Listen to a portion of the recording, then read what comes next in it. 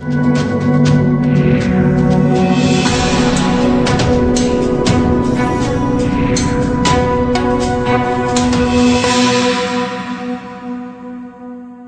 वक्त मैं मौजूद हूँ नरेला में और ये गगन चूमती इमारतें डीडीए ने लाखों करोड़ों रुपए लेकर लोगों को दे दी, लेकिन जो मूलभूत सेवाएं हैं वो डीडीए ने यहाँ पर इन लोगों को कभी नहीं दी।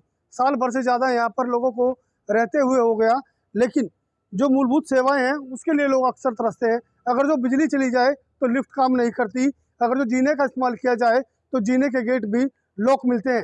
इस मामले को लेकर यहाँ के डीडीए के अधिकारियों को जब संज्ञान में दिया जाता है तो डीडीए के अधिकारी एक दूसरे पर इस मामले को लेकर सौंप देते हैं। जो लोग हैं वो काफ़ी परेशान हैं और सबसे बड़ी बात यह है, ये गगन चूमती इमारतें हैं, यदि कोई हादसा होता है तो लोग कैसे नीचे आएंगे और किस तरह अपनी जान बचाएंगे। ना तो यहाँ पर कभी मॉक ड्रिल की गई है और ना ही कोई सरकारी विभाग की तरफ से कोई एजेंसी यहाँ पर कभी भेजी गई है। सर नाम बता दीजिए। प्रवीण कुमार है सर। प्रवीण जी, गगन चूमती इमारतें बनाकर आपको दे दी गई, बाहर से बड़ी खूबसूरत है, क्या अंदर वो खूबसूरती झलकती है जिसके लिए आप लोगों ने डीडीए को पे किया है? देखो, एक कॉमन मैन कहीं रेजिडेंसी चाहता है तो सबसे प्रायोरिटी है उसकी सुरक्षा की जी। हम सरकारी नौकरी करने वाले, प्राइवेट नौकरी करने वाले सुबह काम के काज से बाहर निकल जाते हैं, परिवार होता है, बुजुर्ग महिलाएं बुजुर्ग पुरुष होते हैं घर में, और यदि ऐसी कंडीशन में कोई इमरजेंसी आ जाती है तो उनकी सहायता के लिए कोई भी ऐसी व्यवस्था नहीं है जो सुपरविजन कर सके।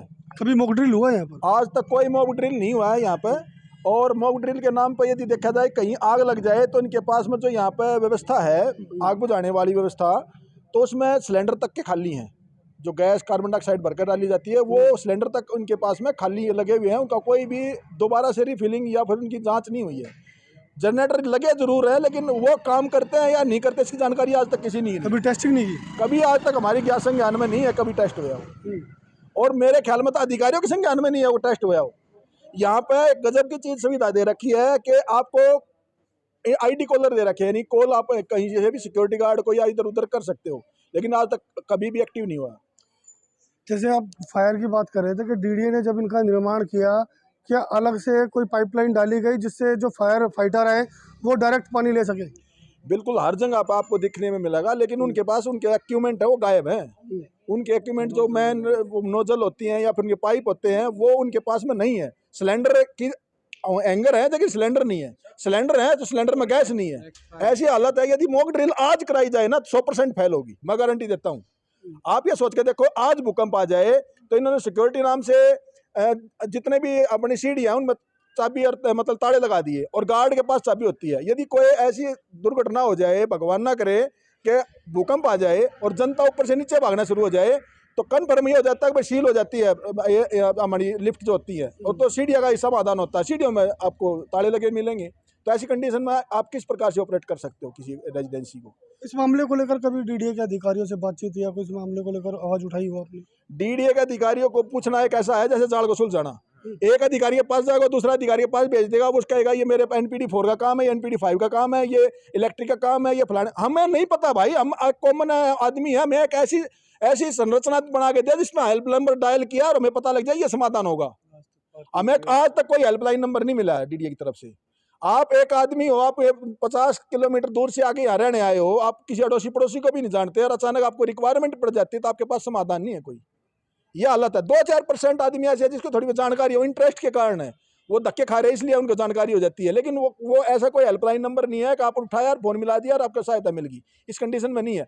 आप यहाँ से 3 किलोमीटर जाते हो आप सब्जी लेने भी, आपके पास कोई ऐसी मेंटेन मंडी नहीं है, मार्केट नहीं बनाई गई? नहीं, मार्केट बना रखी है लेकिन एक्टिव नहीं है कोई भी आज तक। कोई वहाँ की मार्केट के तौर पे भी है कि लाखों करोड़ों की प्रॉपर्टी है, उसको आप अभी कब की उनका निकालेंगे पता नहीं, लेकिन एक सब्जी मंडी का एक लेवल होता है, कॉमन मंडी लगती है, बाजार लगता है, जहाँ रेजिडेंट रहते हैं उनकी जरूरत होती है, उसके लिए कुछ नहीं है। ये तो ऑनलाइन का सिस्टम अच्छा है इसलिए यहाँ पे लोगों का सर्वाइव हो रहा है, नहीं तो सर्वाइव करना ही मुश्किल है, जंगल की तरह काम होता है। क्या कहेंगे सर डीडीए के अधिकारियों को कि जो आपसे पैसा ले लिया गया, क्या वो सुविधाएं मिली उस पैसे के हिसाब से? जितनी बातें इन्होंने बताई उसके अनुरूप कहीं भी ये खड़े नहीं उतर रहे हैं और काफ़ी महंगा फ्लैट दिया इन्होंने, जैसा कि अभी हमारे और भी साथियों ने बताया है। यहाँ पे मूलभूत सुविधा नहीं है, जो कि आप देखा होगा अभी आपने। अभी आपको मुझे कुछ कोल्ड ड्रिंक पिलाना हो या पानी की ज़रूरत हो या किसी चीज़ की हो तो कोई यहाँ शॉप नहीं है जिससे हम तुरंत लेके हम कुछ समाधान कर सकते हैं। यहाँ पे क्या है, सारा अभी देख रहे हो आप, जितने भी आप घूम के देखो नालियों में मतलब पानी भरा हुआ है, मच्छर पैदा हो रहा है, डेंगू के मच्छर पैदा हो रहे हैं, कोई भी सिस्टम से कोई काम नहीं हो रहा है। ड्रेनेज सिस्टम काम नहीं करता आपका? बिल्कुल कोई मैं काम ही नहीं कर रहा है। हर जगह मतलब कि जो सिस्टम जो लेवलिंग है, जिसका स्लोपिंग है, पानी सही से निकल नहीं पा रहा है।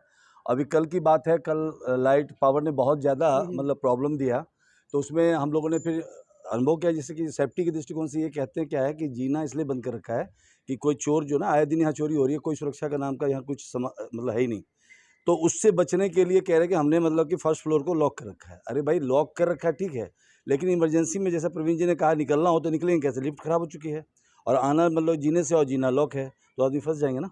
तो आप वहाँ पे ऐसी व्यवस्था रखिए कि ऐसी स्थिति में आप तुरंत वहाँ पे उसको खुलवा सकें और लोग उसको स्मूथ तरीके से नीचे ऊपर हो सके उसमें। लेकिन सबसे बड़ा सवाल ये है कि देखिए, जो पुरुष है वो तो सुबह के वक्त अपने काम के लिए निकल जाते हैं, जो घरेलू महिलाएं होती हैं वो अक्सर घर पर रह जाती हैं।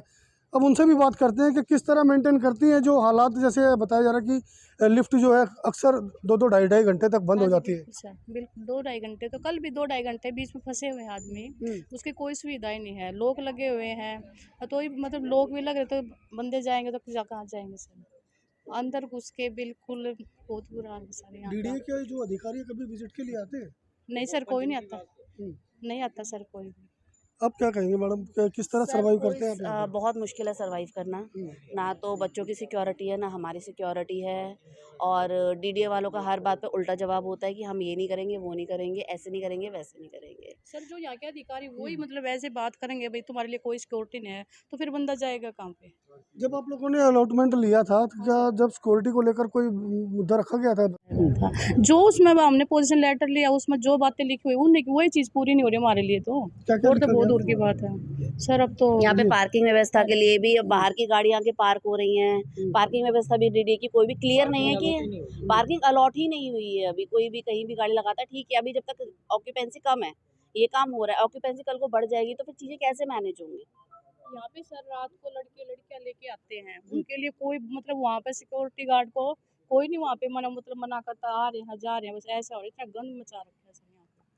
देखिए, ड्रेनेज सिस्टम भी है यहाँ पर, दिखा दें कि जो ड्रेनेज सिस्टम है वो किस तरह ब्लॉकेज है, लेकिन डीडीए का कोई भी अधिकारी यहाँ पर नहीं आता और ना ही इस मामले को लेकर कोई संज्ञान लेता है, जिसकी वजह से आने वाले समय में डेंगू, मलेरिया, चिकनगुनिया जैसी जो अन्य बीमारियां हैं वो अपना घर इन फ्लैटों में करेंगी, जिसका खामियाजा यहाँ पर रहने वाली जो जनता है वो भुगतेगी। लेकिन अब देखने वाली बात ये होगी कि जो ड्रेनेज सिस्टम है और लिफ्ट का मामला है, तमाम जो व्यवस्थाएं जो दी गई थी लोगों को, वो सभी यहाँ पर चरमराई हुई है। अब डीडीए विभाग के अधिकारी कब तक इस मामले को लेकर संज्ञान लेते हैं, या फिर ये लोग जो हमारे पीछे खड़े हैं करोड़ों रुपए देकर इन फ्लैटों में रहने के लिए आए थे सुविधाओं के लिए, लेकिन सरकार ने और सरकारी विभागों ने पैसा तो ले लिया, गगनचुंबती इमारतें दे दी, लेकिन मूलभूत सेवाएं इन्हें नहीं दी। अब इस मामले को लेकर यहाँ के लोग आवाज़ उठा रहे हैं कि प्रशासनिक अधिकारी अपनी नींद को तोड़े और यहाँ का संज्ञान ले। दिल्ली से नीतीश सेन के साथ असल न्यूज़ के लिए प्रदीप जैन की रिपोर्ट।